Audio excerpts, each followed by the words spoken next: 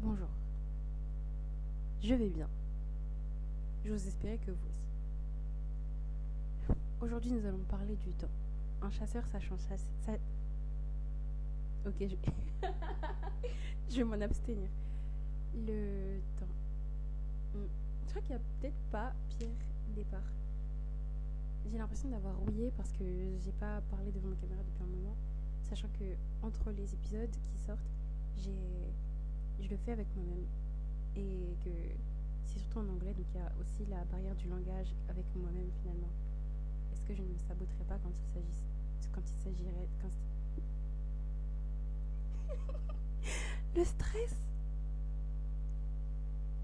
quand il s'agit de faire la rencontre de moi-même? Non. Je pense que c'est quelque chose que j'aime beaucoup faire. Continuellement chercher comment me connaître mieux. Mais c'est pas dans le but de me connaître nécessairement, c'est juste parce que j'aime comprendre les choses. C'est pas tant pour savoir comment est-ce que je fonctionne dans un but autre que comprendre. C'est pas pour forcément trouver des solutions. C'est surtout pour être au courant de ce qu'il se passe. Et c'est une chose que j'applique autant à ce qu'il se passe à mon intérieur que à mon extérieur. Et je dis à parce que j'estime que ça m'appartient puisque c'est ma perception des choses qui me permet une certaine compréhension. Mais j'aurais pu dire en. Et dans ce cas, ça aurait suggéré plus d'objectivité que je n'ai pas. Enfin, avant, j'aimais me penser comme quelqu'un de très objectif parce que je mettais énormément de côté mes ressentis, je pensais que j'avais une capacité à mettre mes biais de côté excellemment maîtrisée. Alors que c'était juste une autre perception qui restait la mienne et qui restait subjective. Mais on peut quand même tendre à la soustraction de soi quand on a une observation sans y être, et c'est suffisant d'avoir l'intention déjà, mais aussi de s'appliquer à la tâche et de potentiellement y arriver. Du coup, je me pensais. J'ai oublié. Je me pensais beaucoup plus objective que ce que j'étais, et ça m'aidait à mettre de côté ce que je refusais de moi, ce que je refusais en moi et pour moi. Du coup, comment est-ce que je pourrais appliquer le temps dans ce sujet-là? C'était pas du tout le lien que j'y faisais, mais c'est pour revenir sur le sujet que je me suis imposé. Je trouve que le temps a beaucoup offert à ma réflexion parce que même si je m'aimais à penser que, indépendamment du temps, si j'avais une même manière de penser et que je ne m'améliorais pas, je ne m'améliorais pas. Sauf que grandir dans un environnement dans lequel l'âge compte, ton niveau de vie compte, ton rang social compte, fait que grandir compte dans ta perception de toi-même et dans la manière dont tu penses le monde autour de toi. Donc j'avais tort à ce sujet-là quand j'avais 16 ans. Et à chaque fois que j'écoute des vocaux de moi ou des notes que je lis de moi, de mes 12 à maintenant, je vois à quel point j'étais, je pense, très arrogante. Parce que je me pensais tellement au-dessus de ce que je pouvais ressentir et tellement détachée de ce que je pouvais être que j'avais l'impression de pouvoir décider de l'identité que j'allais pouvoir porter chaque jour et surtout de comment est-ce que j'allais m'influencer et comment je n'allais pas m'influencer. Je pensais que j'étais maître de ce qui venait et de ce qui sortait de moi, au point que j'estimais que chaque jour était un nouveau jeu et un roleplay. Et l'identité qui était mienne, je la mettais dans ma réflexion seulement. Je m'identifiais à ce que je pensais et pas à tout le reste de ce que je pouvais vivre. Parce que c'était des variables qui dépendaient de beaucoup trop de choses pour être prises en compte dans mon expérience de vie, dans ce que je voulais appeler moi. Du coup, je pense que avoir dépassé le lycée déjà, enfin avoir dépassé la primaire, puis le collège, puis le lycée, et ensuite avoir été dans la vie après le lycée, ça a beaucoup joué sur la manière dont j'imaginais la vie. Je pense que je mettais beaucoup de limites à ce que je voyais du monde, tout en étant au courant qu'il y avait plus que le lycée, évidemment. Mais même dans les peurs, dans les craintes, dans ce que j'avais l'impression qui me contenait parfois, parce que je faisais beaucoup d'anxiété, l'époque et de crises d'angoisse, etc., c'était beaucoup trop petit. Je trouve que c'était seulement possible parce que j'avais une vision de moi-même et du monde qui m'entourait trop restreinte. Puis après, quand j'ai eu d'autres types de situations, quand j'ai fait face à d'autres types de personnes et que j'ai été habituée à confronter certains éléments de la vie, j'ai pu étendre mon territoire plus haut Wikitenkai et réaliser que c'était minime, mais pas minime au sens insignifiant, mais minime au sens dans le monde qui peut être beaucoup plus large que le monde que j'avais décidé d'établir pour moi-même. Et je pense que sans le temps, ça n'aurait pas été possible. Imaginons que le temps se soit arrêté à mes 17 ans et que tout ce qui change, tout ce qui pouvait être continuel, était ma pensée. Je pense que j'aurais certes développé mes réflexions, je les aurais plus affinées qu'élargies. Et ça aurait pu être très intéressant parce que j'aurais pu être beaucoup plus précise, avoir un vocabulaire plus clair, mais en même temps pas vraiment parce que ça dépendait du contexte du monde que j'avais à ce moment-là. Même si s'il avait été arrêté, ça serait été encore différent. Et ça aurait dépendu aussi de à quel point est-ce que le temps agissait sur moi, mais là j'ai dit qu'il n'agissait que sur ma conscience, donc qui me permettait d'avoir un sens de la linéarité et de la continuité pour pouvoir réfléchir et me penser et avancer dans ce temps-là. Mais je pense que j'aurais beaucoup grandi quand même, mais ça aurait été plus lent. Et surtout, je pense que je me serais confortée dans les idées que j'avais déjà plutôt que voir ailleurs, puisque mes idées n'auraient pas été confrontées. S'il y avait d'autres personnes dans le même cas que moi et qu'on avait à nous penser entre nous, dans ce cas, ce serait revenu à élargir le monde, mais ce serait aussi large que nous pouvons voir le monde. Ce serait un peu comme les combinaisons en mathématiques avec toutes les combinaisons possibles avec une certaine série de chiffres, ça aurait été proportionnellement élargi. Et ou pas, peut-être que certaines rencontres auraient permis que le champ des possibles s'élargisse encore plus parce que la personne a pu apporter autre chose. Peut-être que ce qu'il est possible d'apporter, que ce qui m'était possible, ce qui m'aurait été possible d'apporter. Je dis qu'il m'était parce que je me suis imaginé. J'aurais tellement apprécié. Parce que ça aurait été une très bonne expérience. Mais aujourd'hui, c'est quelque chose que j'aurais vraiment aimé à mes 17 ans, mais pas aujourd'hui. Parce que j'ai l'impression que je dois aller de l'avant. Et je me sens pas pressée, mais j'ai l'impression de porter le temps dans mes mains. Alors qu'avant, j'avais l'impression que le temps me portait et que j'étais juste dessus, donc ça m'aurait amusé. Là, ça m'amuserait pas. Je me dirais que j'ai tellement de choses à faire que c'est pas le moment de me c'est pas le moment de me mettre là comme ça, que rien bouge autour. J'ai envie de bouger avec le monde, j'ai envie de pouvoir l'observer, j'ai envie de pouvoir le comprendre, j'ai envie de pouvoir y vivre.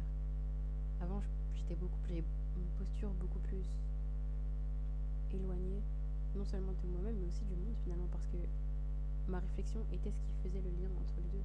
Sauf que moi, je me pensais détachée de moi-même déjà dans ce monde-là. Donc le monde, lui, où est-ce qu'il était, il est encore plus loin. Et pourtant, je trouve pas que j'avais des observations nécessairement erronées. Elles étaient assez bonnes. Je trouve que j'ai une bonne capacité à discerner les choses et un moyen de jugement qui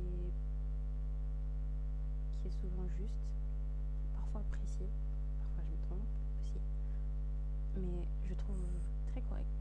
Et je me dis que ça m'a servi d'avoir été autant en retrait, mais que c'est beaucoup plus rapide et les ajustements sont beaucoup plus grands.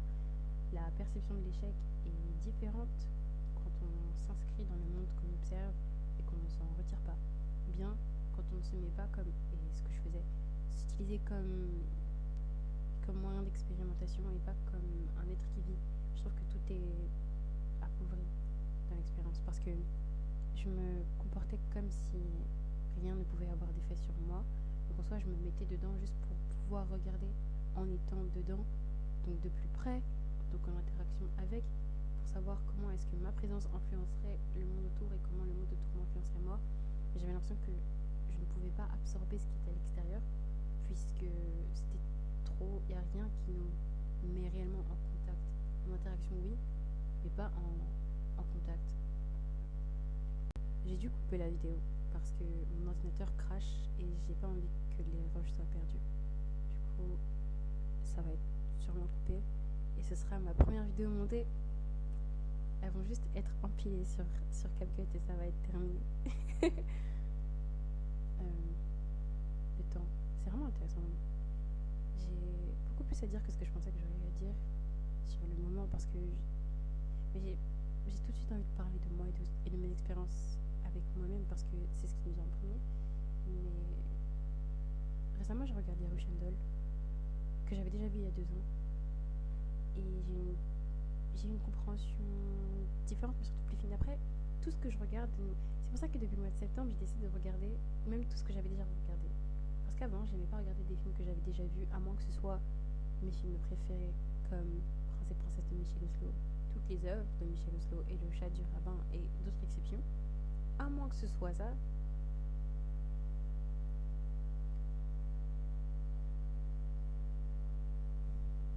j'ai l'impression que ma personnalité a changé et que parfois quand je me comporte, je suis une variante de moi-même que je ne me connais pas encore. C'est pour ça que c'est un exercice intéressant au-delà de... Au début, c'était vraiment un problème de ne pas avoir l'air d'être... Enfin, la peur d'être impertinente. Du coup, je me suis forcée à accepter de l'être parce que là, quand je suis devant et que j'improvise sur un sujet, il y a plein de points qui peuvent ne pas l'être. Il y a plein de points qui peuvent pas être intéressants ou qui peuvent être de la désinformation. Mais j'ai envie de parler quoi. Regardless. Et ça me fait beaucoup plaisir. Je trouve que ça m'aide à ne pas chercher le point. Mais en ne cherchant pas le point, du coup, je dis beaucoup plus justement ce que j'ai envie de dire. Pas plus justement parce que je trouve que je choisissais quand même bien mes mots. Mais plus... Je suis plus proche de ce qui est en moi actuellement qu'avant.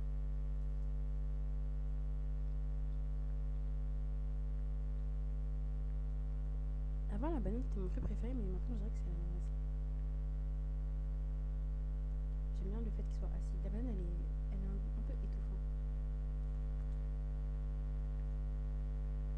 J'aime bien les goûts qui sont clairs et nets.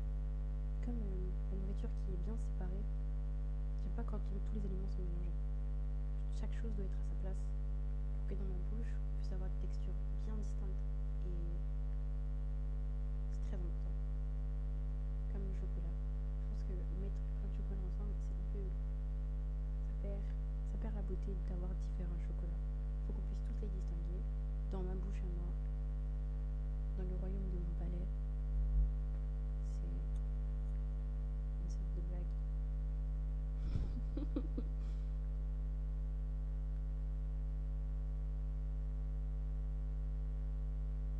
Mais j'avais vraiment un point à faire, mais ma banane a réussi à prendre le point que j'avais.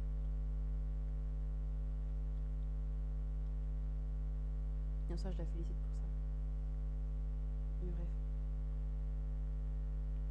Très contente de la manière dont les choses deviennent insignifiantes. Je pense que être confronté plusieurs fois à la même chose fait qu'on s'habitue, certes, mais aussi qu'on s'en insensibilise, ce qui a de très bons et de mauvais côtés. J'apprécie énormément la capacité de l'humain à automatiser les choses, à créer des réflexes pour faciliter la complexification des choses dans nos esprits. Si on devait tout le temps repenser à chaque chose qu'on fait, chaque information qu'on a, sans que ça devienne des acquis,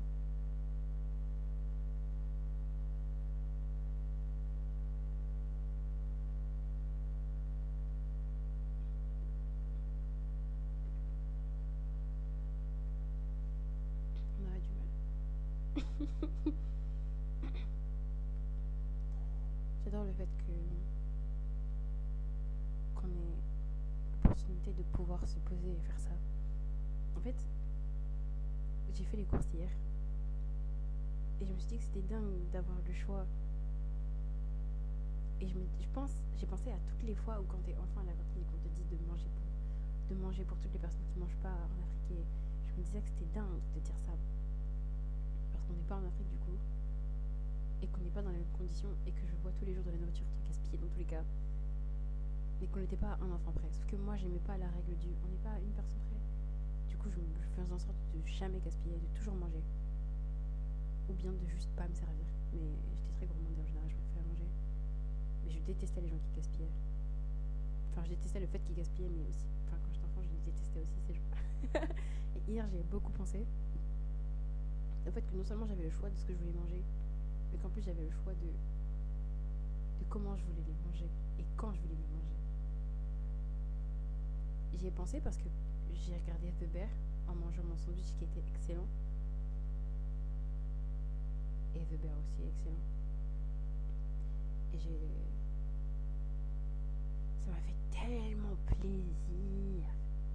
plaisir, mais aussi de voir un restaurant du coup. Et le fait que Carm propose, enfin Carm dise à son frère Michael qu'il pourrait rendre les gens heureux, ça m'avait fait beaucoup sourire parce que je me disais que ça me rendait tellement heureuse de manger quelque chose que j'aimais bien, de le manger quand j'en avais envie. Sachant que j'ai des règles avec moi-même pour manger en dehors des restrictions et des régimes. C'est des points que je me donne pour m'assurer que quand je mange de manière consciente, que je sache ce que je mange avec une raison de manger et que je mange en faisant quelque chose, en faisant réellement une activité et en profitant pour m'assurer d'être reconnaissante du fait que je puisse manger déjà, mais d'en faire des moments marquants dans ma journée.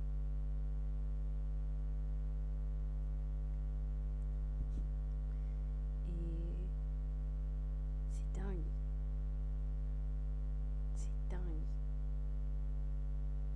Franchement, j'ai plus parce que franchement, j'avais un point qui aurait été super intéressant sur le temps. Mais là, je pense à des choses très bateaux parce que je suis assez pessimiste en ce moment. Enfin, pessimiste non, mais j'ai en tête le climat, j'ai en tête. Très sérieusement, j'ai en tête le climat, j'ai en tête les personnes qui ne mangent pas. En fait, le nombre de personnes qui disent avoir faim dans le métro, effrayant. Le nombre de personnes qui a faim, effrayant. Le nombre de fois où je n'ai pas mangé par moment, effrayant. Le nombre de fois où je me suis privée de manger, effrayant. J'ai d'une manière combattu le fait de me restreindre dans mon alimentation par le fait que j'avais le luxe de pouvoir manger quand je voulais et comme je le voulais. Dingue.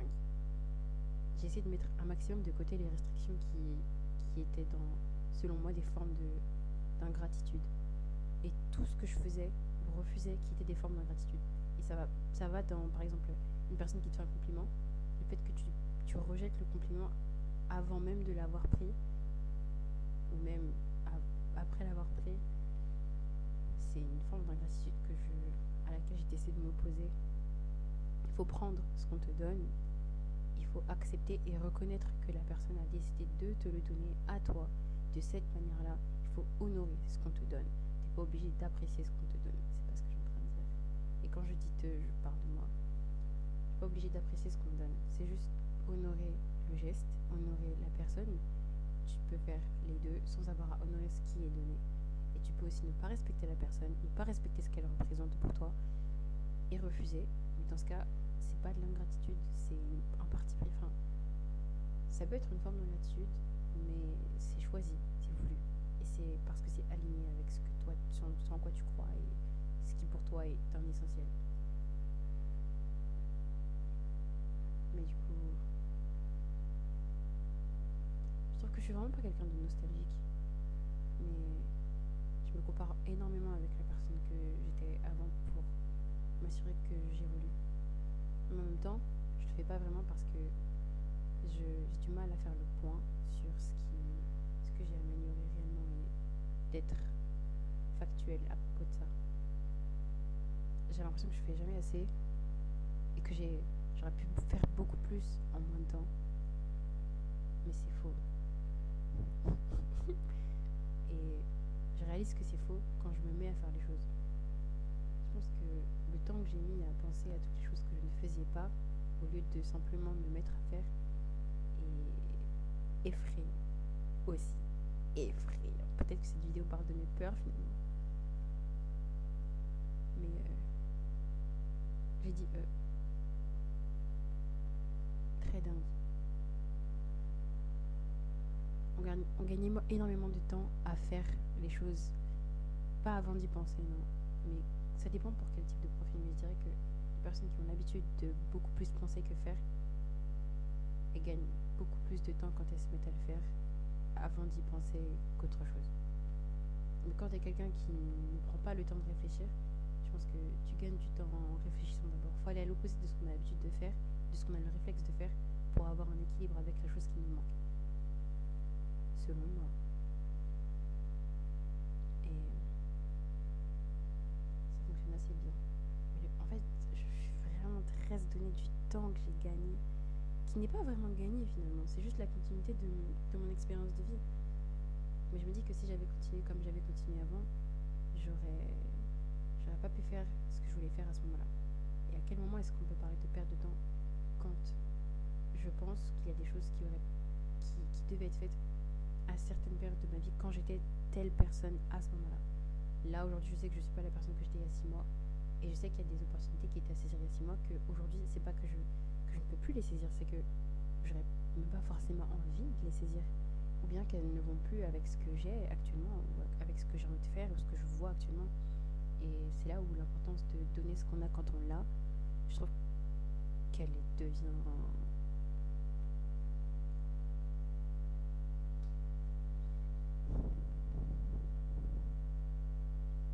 vraiment, c'est donner ce qu'on a. Ça revient à ma première vidéo où je disais die empty, parce que plus tard c'est plus tard, et hier c'est fini. Hier c'est fini. C'est comme quand je commence des sons et que je les continue 6 mois après. Parfois c'est pile ce qu'il fallait, parfois il fallait le finir quand je l'avais commencé. Il y a des choses qu'on ne récupère pas. Mais après, est-ce qu'on a besoin de les récupérer?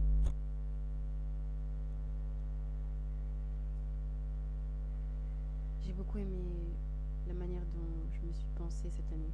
Je pense que je me suis forcée à accepter les choses que j'aimais avoir à mettre de côté, notamment mes émotions, notamment mes capacités. J'aimais bien penser que j'étais quelqu'un de confiant, et c'était le cas, mais c'était en même temps pas le cas parce que j'arrivais pas à prendre les choses que je savais faire pour me dire, mais en fait, c'est suffisant, vas-y.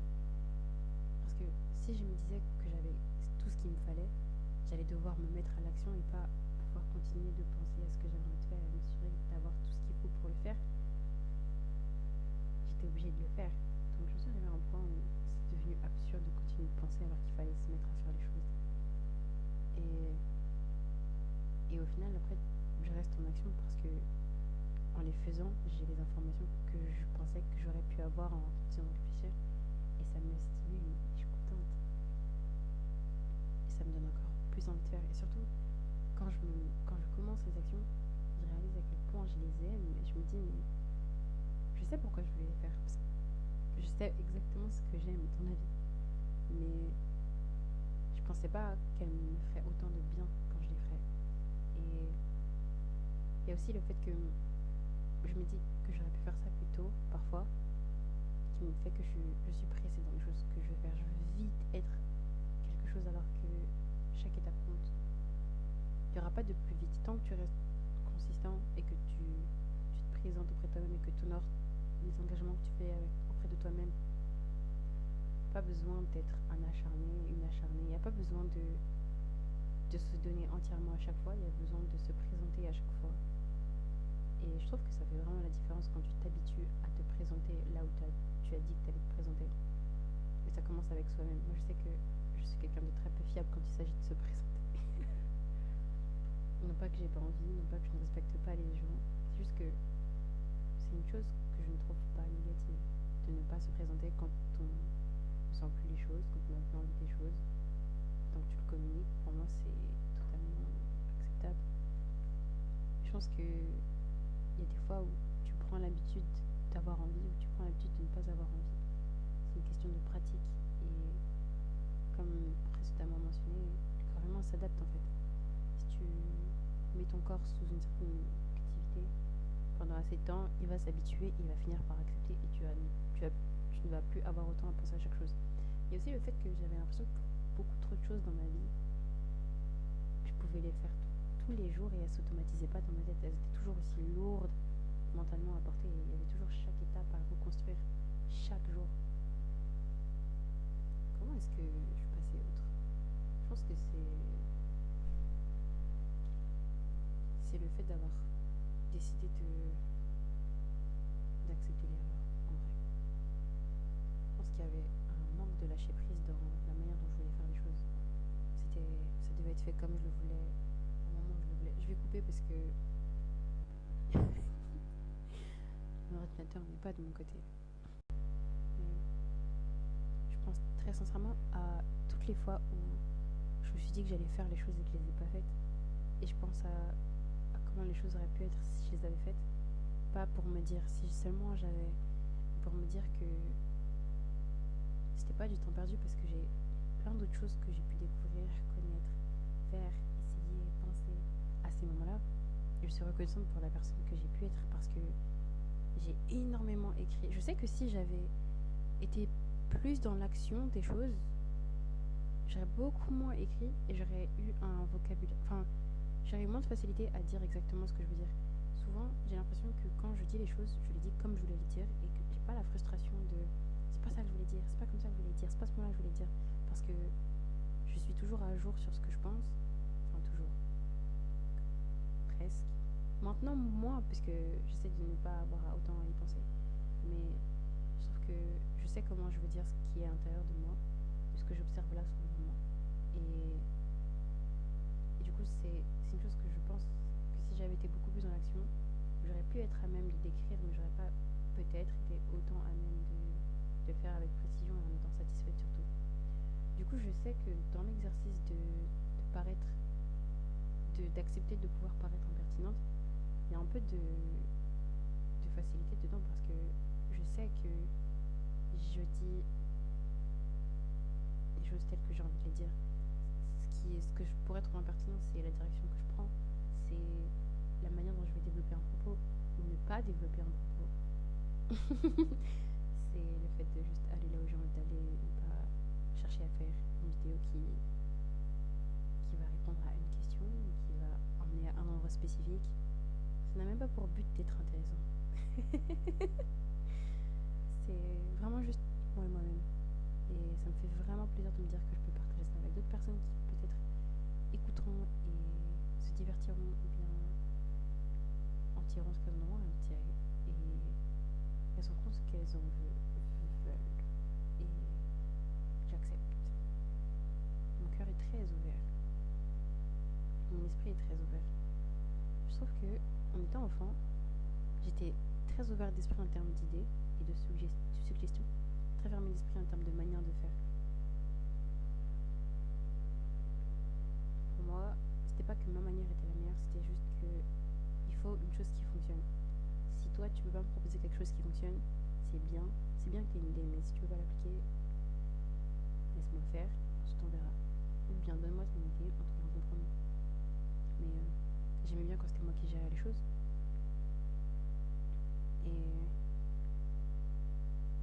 Et j'étais quand même très ouvert d'esprit en contrepartie. Mais j'étais très fermée sur comment on devait gérer l'environnement, la population, les flux.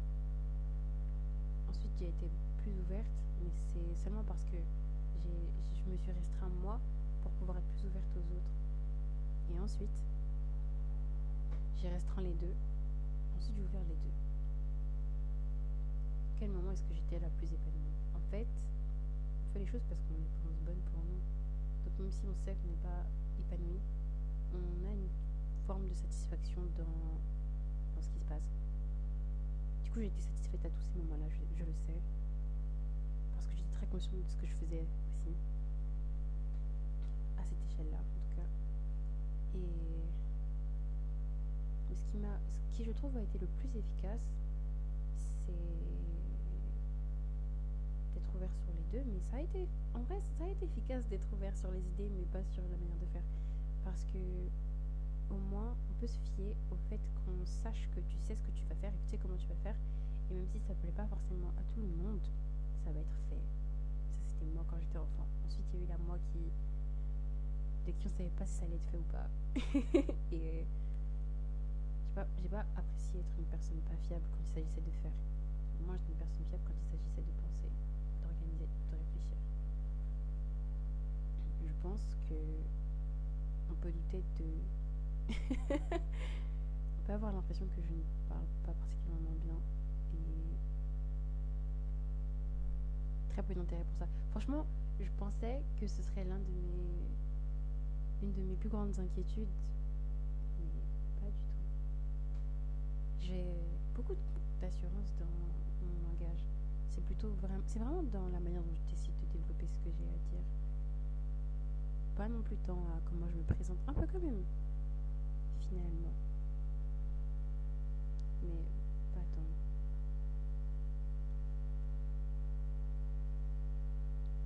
Très contente.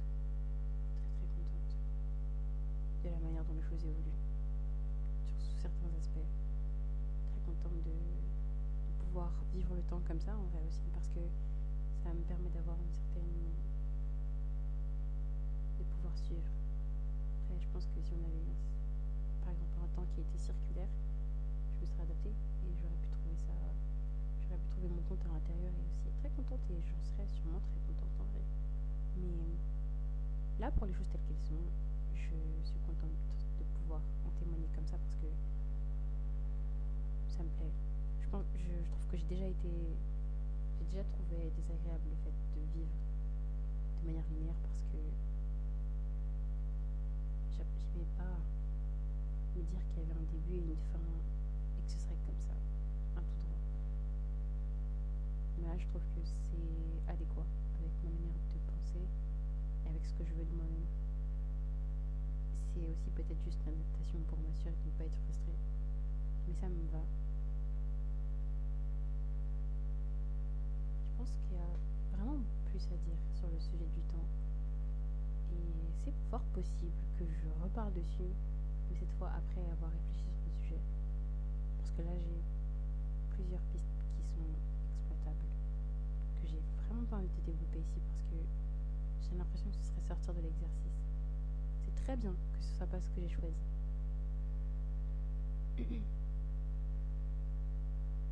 En fait, je me dis que mes vidéos pourraient avoir l'air assez vides et sonner vides. Mais c'est pas. C'est pile ce que je veux. Est-ce que ce serait pas une protection pour justement ne pas avoir à porter la responsabilité de mon impertinence, mais je l'assume totalement, vu que c'est ce qui est recherché. Et il y aura. Je pense que je commence à être à l'aise avec ce fait. Que ce qu'il faudrait faire, c'est passer à l'étape de chercher à être pertinente et assumer le fait que c'est ce que j'essaye de faire. Et on partira sûrement sur ça pour l'épisode d'après. C'est très drôle parce que j'ai dit on partira sûrement sur ça, mais en fait, j'avais déjà prévu j'avais déjà prévu de faire une vidéo essay on a topic that pardon français. Je déteste ce que j'ai une vidéo qui parlait de. Pas besoin de dire de quoi ça va parler, mais j'avais déjà prévu de faire une vidéo essay. Donc ça tombe pile. J'adore la manière dont je me croise avec moi-même dans mes idées. J'ai l'impression qu'il y a une sorte de fatalité dans ma manière de réfléchir. Si là, actuellement, j'ai une certaine posture vis-à-vis de moi-même, toutes mes idées vont converger. Tout ce que je vais créer, tout ce que je vais penser, tout ce que je vais dire va converger et j'aurai pas besoin d'essayer de faire le lien entre ces choses puisqu'elles seront déjà alignées parce qu'elles viennent de moi à ce moment-là, dans cet état-là plutôt que dans ce moment-là. C'est très intéressant. Par exemple, je pourrais prendre tout ce que j'ai écrit, dessiné, toutes les chansons que j'ai écrites, tout ce que j'ai composé et fait et enregistré les livres que j'ai lus, je pourrais tout mettre ensemble pour expliquer pourquoi est-ce que cette vidéo est ce qu'elle est maintenant. Mais on peut faire ça avec tout et tout le monde. Mais c'est juste que ça me fait rire comme je me surprends en faisant ça, que je me dis que mes idées se rejoignent et que j'ai l'impression de rencontrer celle qui avait eu cette idée-là sans avoir cherché à y être. J'aime bien. C'est la manifestation de mon alignement. Je pense. Ça me permet de confirmer certaines choses en moi et d'avoir plus d'assurance dans mes décisions aussi. Parce que souvent j'ai peur d'effacer celle que j'étais avant. C'est pour ça que j'aime pas me répéter, c'est pour ça que j'aime pas refaire une chose que j'avais déjà faite, parce que je me dis que si j'avais fait comme ça, il faut que je laisse ça à la personne que j'étais quand c'était à ce moment-là. Et j'ai accepté de passer de main en main avec moi-même et d'aller de l'avant avec ça, et surtout de me faire depuis que je le fais, je réalise que je suis beaucoup plus alignée que ce que je pensais et que ce que j'essayais de faire en justement ne me laissant pas passer à celle de demain. Et j'ai pas autant besoin de me faire des updates parce que je suis elle-même de ce que je suis quand je fais ce que je veux vraiment faire au moment où je veux le faire. Du coup, tant que je reste honnête envers moi-même et avec moi-même et que je me laisse aller dans les sens dans lesquels je veux aller, je serai la personne de confiance demain que j'ai envie qu'aujourd'hui soit. Et je pourrais me permettre de demain faire pas exactement ce que je voulais aujourd'hui, puisque c'est plus la même, on n'est plus dans le même temps, mais ce sera exactement ce que je voudrais demain. Et je serai satisfaite. Du coup, ce que je demande de moi-même, c'est simplement en tout temps, être disposée à donner ce que j'ai de la manière la plus vraie et de la manière la plus alignée, mais surtout de la manière la moins réfléchie et la moins intéressée aussi. Très contente. Cette vidéo s'arrête sur cette note.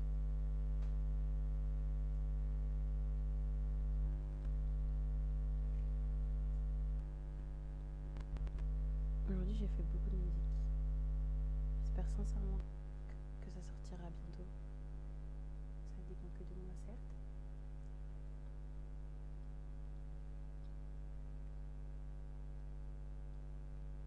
Mais c'est le plus grand de mes exercices appliqués. Chaque chose un chasseur, sachant chasser sans son chien, chasse à peu près ce langage. Maître, que vous êtes beau, que vous êtes talentueux.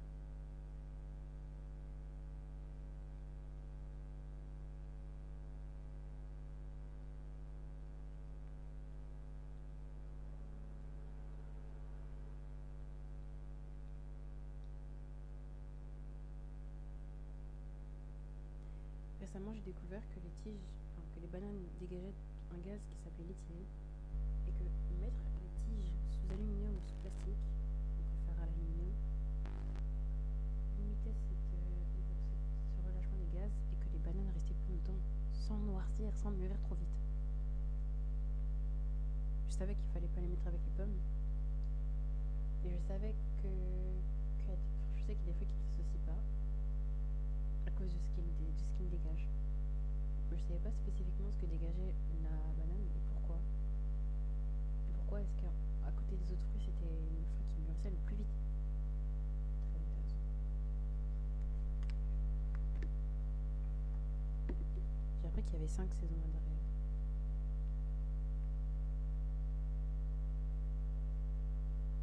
Et pas juste 2. La première fois que j'ai regardé derrière, c'était en allemand il y a 3 ans. Après avoir découvert Downtown.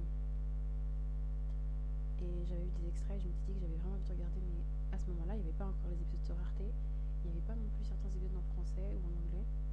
Il y avait presque que des épisodes en allemand, donc j'avais regardé des épisodes en allemand, un peu au hasard. Et maintenant que j'y pense, c'est des épisodes qui étaient de la saison 4, 3, 5. Donc oui, je savais qu'il y avait plus de saisons que ça. Je me suis juste pas rappelé.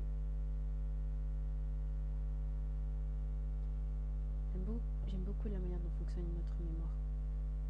J'aime vraiment beaucoup le fait qu'on alterne nos souvenirs à chaque fois qu'on pense à une chose. Je trouve que on se fie beaucoup trop à ce qu'on a été. Et c'est aussi pour ça qu'il faut laisser dans les mains de la personne qu'on sera demain, parce que en vérité, on ne sera plus jamais la personne qu'on a été hier. Et j'avais vu une vidéo de Roeyi sur Instagram qui parlait de la nostalgie et du fait que on modifiait nos souvenirs qu'on avait de la nostalgie à l'époque et qu'en fait on créait une nouvelle ère.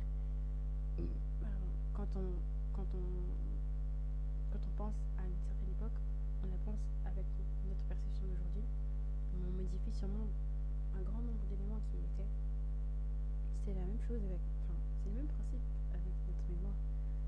Et j'adore ça. On peut pas récupérer ce qui était avant et on peut pas reproduire ce qu'il y avait avant non plus. On peut que créer quelque chose de nouveau. Mais c'est pas vraiment nouveau parce que on répète, on cherche à répéter. Mais on est dans un temps différent, alors ce sera nécessairement différent. Pourtant, on a l'impression que les civilisations font des cycles parce que tout fonctionne en cycle. J'adore. Peut-être que dans une autre vidéo, on parlera du temps d'un point de vue de la physique. J'ai vraiment envie de développer le sujet, même si ce sera rien de nouveau, ce sera intéressant pour moi. Un chasseur, sachant chasser. Bonne soirée.